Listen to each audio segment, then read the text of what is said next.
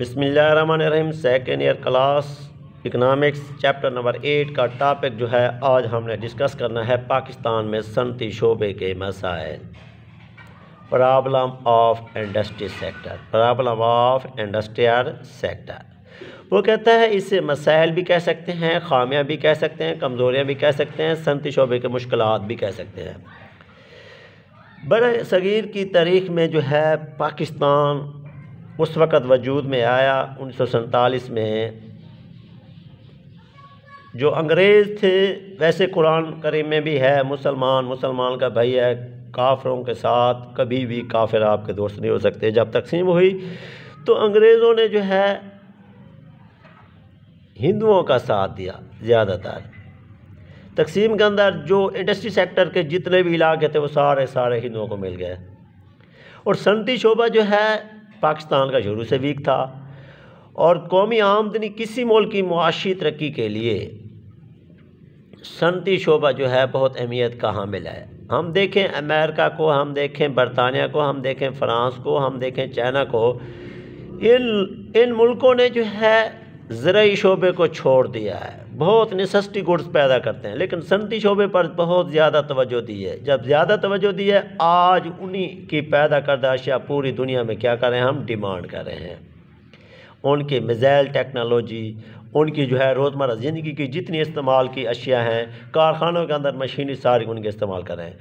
और पाकिस्तान का एक वक्त ऐसा था कि पाकिस्तान की कौमी आमदनी का हिस्सा जो है सनती शोबे में 18% था। अब बढ़ के 18 से तकरीबन 20% हो गया सनती शोबे का, और ज़राई शोबा हमारा वीक हो गया। ये भी बहुत कम है। इसके सबसे जो बैकग्राउंड मसाइल क्या थे, सबसे पहला जो मसला था पसमानदा सनती विरासती। 1947 में जब पाकिस्तान वजूद में आया तो टोटल इंडिया के अंदर बरसीर के अंदर 921 छोटे बड़े कारखाने थे।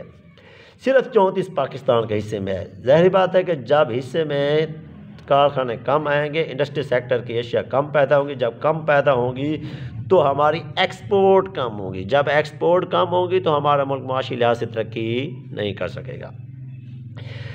तो उस वक़्त कोई बैंक वगैरह भी इतने वजूद में नहीं थे। तो 1952 में सनती कॉरपोरेशन कायम हुई, पाकिस्तान इंडस्ट्रियल डेवलपमेंट कॉरपोरेशन। उसका मकसद ये था कि इंडस्ट्री सेक्टर को डेवलप करना है, तरक्की देनी है, उन्हें मशीनरी आलात वगैरह जो है हर लेवल से उनकी मदद करनी है। तो ये भी सनती शोबे का क्या था, सबसे बड़ा मसला था कि विरासत में अगर इंडस्ट्री सेक्टर कम मिलता है तो मुल्क मुआशी लिहाज से तरक्की नहीं कर सकता। दूसरा जो लैक ऑफ कैपिटल थी, लैक ऑफ सरमाया की किल्लत थी। उस वक़्त जो है ज़्यादातर लोग जो है ज़राई शोबे से वाबस्ता थे, सरमायादार लोगों की कमी थी।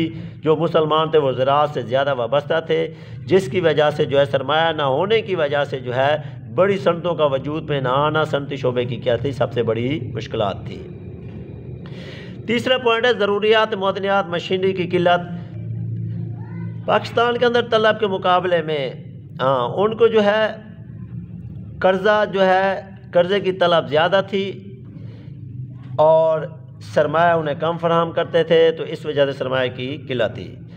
फिर नेक्स्ट है ज़रूरत मुअद्दनियात मशीनरी की किल्लत है। लोहा हो गया, पेट्रोल हो गया, कोयला हो गया या फालतू मशीनों के पुर्जाजात, इनकी कमी थी। ये जो है बाहर के मुल्कों में जब हम इंपोर्ट करते तो हमारे ज़राई शोबे की जो अशिया थी ये जो है इनका ज़र मुबादला कम था, जिसकी वजह से जो है मशीनरी भी एक्सपोर्ट के इंपोर्ट के लिए जो है काफ़ी ज़र मुबादला ख़र्च करना पड़ता, या दूसरा खाम माल या दूसरी चीज़ें अगर हम लेते तो हमारे पास इतने पैसे नहीं थे, जिसकी वजह से सनती शोबे को हम डेवलप कर सकें।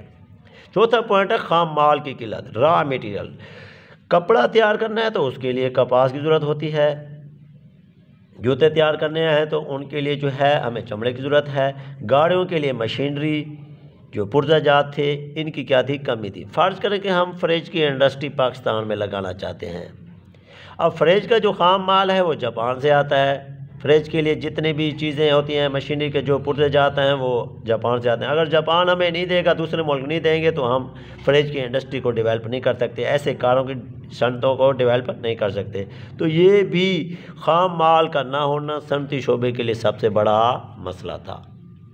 पाँचवा पॉइंट है तरबियत याफ्ता अमले की कमी। आबादी जब पाकिस्तान की बहुत ज़्यादा थी उस आबादी का ज़्यादातर हिस्सा अनपढ़ जाहिल था, पढ़े लिखे सिर्फ 13% थे। अब मौजूदा देखो तकरीबन 60 या 61% लोग जो है पाकिस्तान के पढ़े लिखे हैं, वो भी हुनरमंद टेक्निकल तालीम का ना होने की वजह से जो है सनती शोबे के अगर कोई मसाइल होते, मशीनरी ख़राब हो जाती या उस मशीनरी को डेवलप करने के लिए कोई डिज़ाइनिंग वगैरह देना पड़ती, तो उस वजह से हमारे पास अमला नहीं था। हम उस अमले को बैरून मुल्क से मंगवाते तो काफ़ी ज़र मुबादला खर्च होता था। ये भी पाकिस्तान के सनती शोबे की राह में सबसे बड़ी रुकावट थी।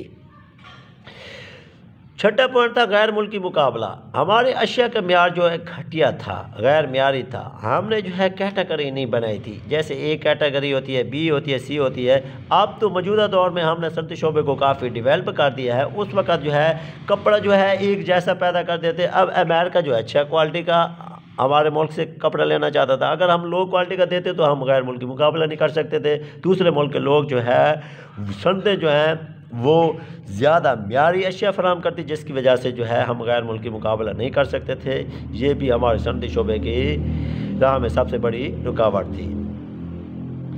तीसरा जो है 7वां पॉइंट है फजूल रस्म व रिवाज तकदीर पसंदी। हमारे मुल्क के अंदर पश्तों का तनासुब कम था, जिसकी वजह से जो है सरमायाकारी कम होती। जब सरमायाकारी कम होती थी तो सनती शोबे के लिए ये सबसे बड़ा मसला था। हमारे लोग जो है गैर मुल्की अशिया क्या करते, वहाँ अगर कमा के आते तो गैर मुल्की अशिया से इस्तिफ़ादा हासिल करते।